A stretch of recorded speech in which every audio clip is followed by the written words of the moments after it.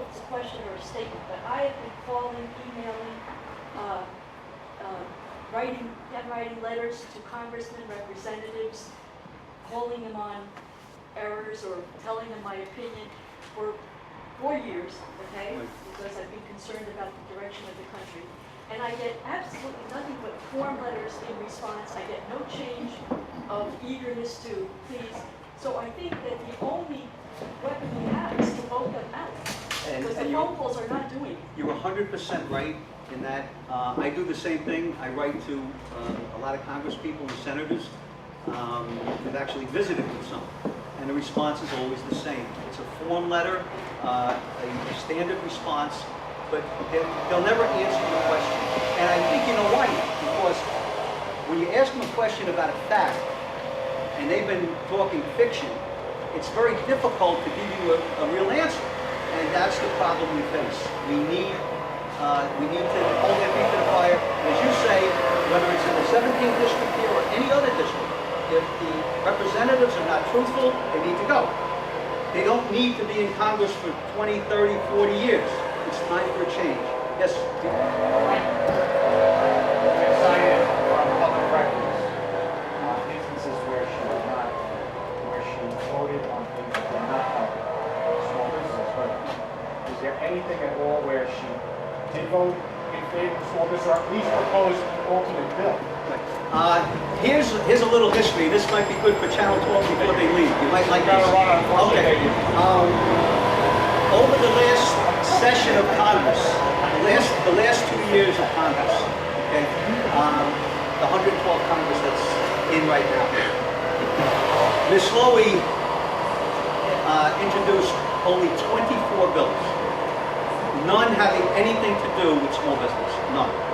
Okay. Of those 24 bills, only 12 had any co-sponsors. 12 of the bills weren't even worthy of anybody else signing on to them. Again, this is all public record. You can go online and you can pop this up and you can read it. The bills she introduced were, I mean, a couple of them were about post offices and, you know, no substance. Now, she's a senior member of Congress. She's been there 24 years. With things being as bad as they are in our district, do you think maybe, I know 24 bills in 24 months is a struggle. It's a lot of work. You know, especially naming a post office or something like that. That takes a long time to get that bill together. But you would think that possibly, she may have thought about introducing a bill for small business. But I don't think she really cares, right? Because her record would indicate that she hasn't supported one of the bills that have gone through that anybody else introduced. So I think for her, she doesn't have to. I mean, you got to realize, this woman has never had a campaign. She's never had a serious challenge in 24 years to being reelected. Many times she didn't even talk to anybody. She's ducking the debates again now. I doubt she'll show up for any of them. But fortunately this year we have 3 candidates. So that old empty chair rule they had where, you know, one candidate comes, the other one decides not to come, so the debate is canceled, doesn't apply this year. Mr. Carbon will be there, I'll be there, there will be a debate. Ms. Lowey has the opportunity. I know she's bailed out of a few already. I presume she'll probably bail out of the rest. But I hope she takes me up on the challenge because I'd like to hear her explain her votes. I would really like to hear that. Has Channel 12 News asked for you and the other 2 candidates to come on their show? Yes, we're going to do Newsmakers okay. On October 19th. It's not a long segment. I think it's a 15-minute segment. That is scheduled to be shot or filmed on the 19th. I don't know when it's going to be shown on the station. It'll probably be, I guess, the last week before the election. But we've been invited now out of because we kind of push a little bit. We're invited to all the debates. The League of Women Voters has brought us in. I'm a little disappointed in a couple of areas like White Plains where they're holding a debate, but only for state elections.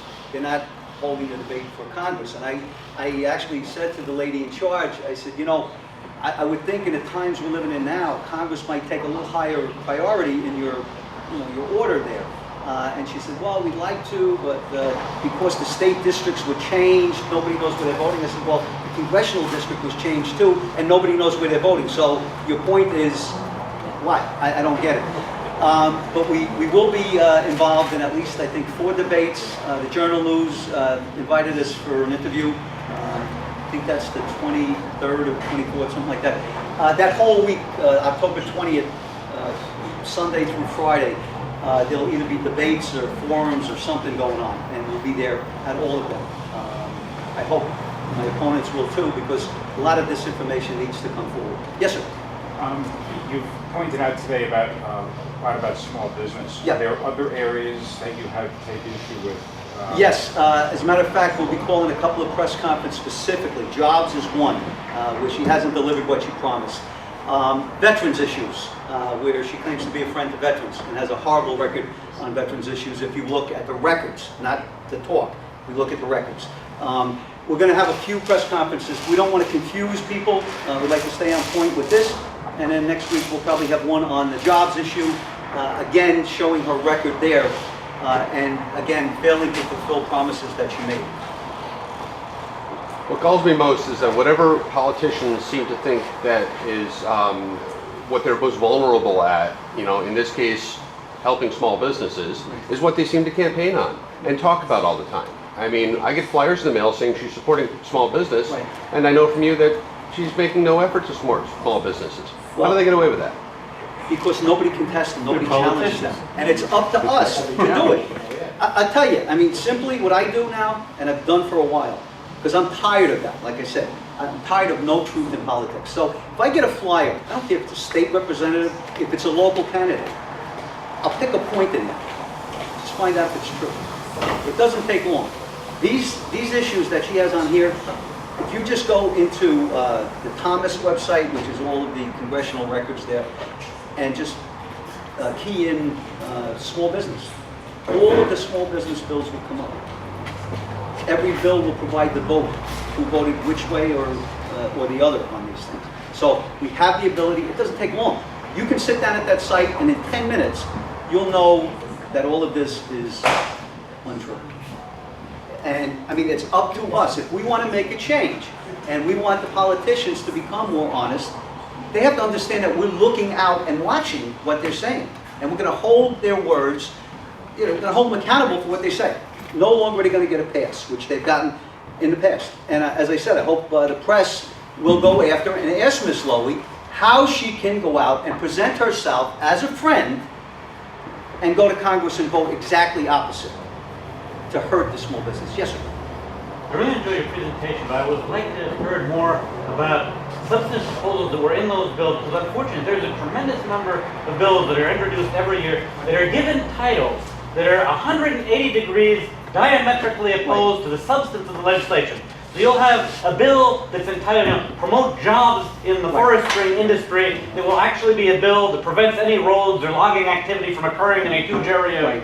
And to put sewers in Brooklyn. Right, and I'm putting the exact opposite title that has nothing to do with the bill, so Well, I'd really in like this to hear about the case- substantive points in the bills as opposed to the bill titles. In this case, if you read these, and this is why I selected them, they're right on point. They're right on point. The women's bills that we talked about, they talk specifically about women's businesses. HR 744 and 1305, I think it is. Both of them are specific to women's businesses. You know, so when she goes up there and talks to women business owners, how can she do that? How can she in good conscience do that? It doesn't bother her to go there and misrepresent the facts to these people. It's sad. It really is sad. But again, I think it goes to the point that these people, they've been in there so long, they think they can get away with anything. And it's up to us to stop them. And the media doesn't call them into account. I'm sorry. The media doesn't call them into account for their actions. But the media, see, the one thing I think has changed too. I mean, we know everybody, the media this, the media that. But years ago, there were reporters. I remember when I was a lot younger and I worked on campaigns, and there were reporters who actively went out and sought the facts. They didn't take a soundbite from me or from her or anyone else and just run with it. They verified it. That doesn't happen anymore. That's gone. It's done for whatever reason. And when we lost that, the accountability factor, gone. And it's a great point. But we need that again. We need people to take a few minutes. As I said, this isn't something where you have to sit down for half a day and go looking and searching for things. It's right at your fingertips. 10 minutes, you'll know. And we have to get the word out to people and let them know we need the truth. We have to hold them accountable, and we can get the evidence or the information to do so. It's right here. So again, that's what we have to do. It's on us. And really, I mean, we've allowed the situation to develop because we haven't really worked at it. We can change that, and hopefully we will by November 6th. Anything else? Anybody else? Yes, sir. On an unrelated subject, Tea Party people. Hmm? We used to have a Tea Party in White Plains Wait, that represented what was happening. wait. Our own people here now, they're more interested in what's happening in Pennsylvania. Now, why is this that? Where are those people that you need support from? I don't know. There seems to be some kind of a disconnect, and I think they have their own agenda, some of them. We have Where are they getting their marching orders from? That's what I'd like to know. That's a good question. Uh-huh. We have a young lady running for Senate, Wendy Long. Great candidate, excellent candidate. You would think that if they're truly conservative as they say they are, then they would be out helping Wendy Long instead of running to Pennsylvania and Ohio and wherever else they're headed to. That's their call. They're running the organization. Where they're getting their directives or directions from, I don't know. But I think it's a disservice because we have a lot of good people here in this county and in this state that could use help. Yes, Pete? Hey, well, can you tell us what you're going to do for small business owners when you get into Congress? Well, I mean, there's a lot of things right now with the economy. Small business is affected by the overall picture. Right now, with the regulations and the mandates that have been imposed by the Obama administration, they've stifled growth everywhere. Obamacare has prevented even small businesses from hiring people. One thing I'm for, and I will do if I can raise my hand and be sworn in January, I'll vote to repeal Obamacare. It's got to go because the regulations that this administration has imposed on the energy industry alone, okay, the Keystone Pipeline, right? That's 20,000 jobs. That's just in that industry. The residual effect of that to small business in the surrounding area, cafeterias, luncheonettes, retail stores, they're all going to pick up. They're going to hire people because there's more money being spent. If we loosen up the permits and allow more drilling offshore in areas now in this country where we have the resources, God's blessed this country with resources. We don't use them. Okay? If we start doing that, the areas around them are going to start to grow again. Businesses are going to start to expand. And I think it's a pretty simple task. I mean, maybe that's kind of simplifying it too much, but if we cut Obamacare, businesses will now know what the story is. They'll know what they're dealing with. Now maybe they can hire another employee or two. Maybe they can expand their business a little bit. If the energy industry, if we become self-sufficient here, the domestic energy supply, and we use it, it's going to increase the economy and grow the economy throughout this country, meaning every business is going to benefit from it. So these are things that can be done, and it can be done right away. You heard Mitt Romney last night. Obamacare goes, drilling, opening up more permits. You know, we hear, again, another line, if you would, from the president. We've issued the most permits, you know, of any administration. But they're private, that's private property. It's not public. It has nothing to do with the government. We need the government to okay these other projects and get this going. The sooner we do, the sooner the jobs come, the sooner the economy starts to jump. And it will. It will. Yes, Yvonne. What about fracking? Fracking, I think a lot has been made of it. I mean, we've seen some crazy videos. You know, fracking can be very good.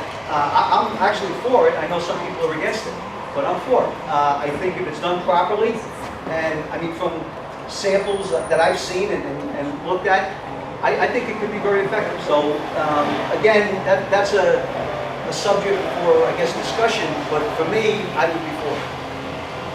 Anybody else? Yes, Hi. Judy. How are you? I do have a question. based on what you said, the task at hand is to get the word out, in particular on these bills. I come across people in Westchester all the time who think the same way we think. However, they don't know you. Whether you like them or not, Karl Rove went neighborhood by neighborhood, how can we canvass? How can we get street by street? Because the people are there, they're salivating for someone new. But we need to make the connection. Well, one of the things we're going to do, and since today we were talking about small business, I have some handouts over there. We're going to make more. I just did a kind of a sample group. But this is a handout really to talk about everything we discussed here today. Okay, and it presents the facts. It presents the bills. It presents our press conference information, etc., etc. And on the back, it gives a listing of the bills. All small businesses should know this and should realize that she's not helping them. Okay. They can look it up. I put the website down here where they can go. If they don't believe me, and they don't have to, I'd rather they didn't. I'd rather them look for themselves because they might find other interesting information there as well. So this is something I'd like to get out to businesses. If you shop in a, whatever kind of a store, take a handful and give it to them and let them know that, hey, this is what's going on. This lady is sending out flyers. You might have gotten one, but she's not being truthful to you. This is the truth. You can look it up yourself. So if you want, I'll give some of those out.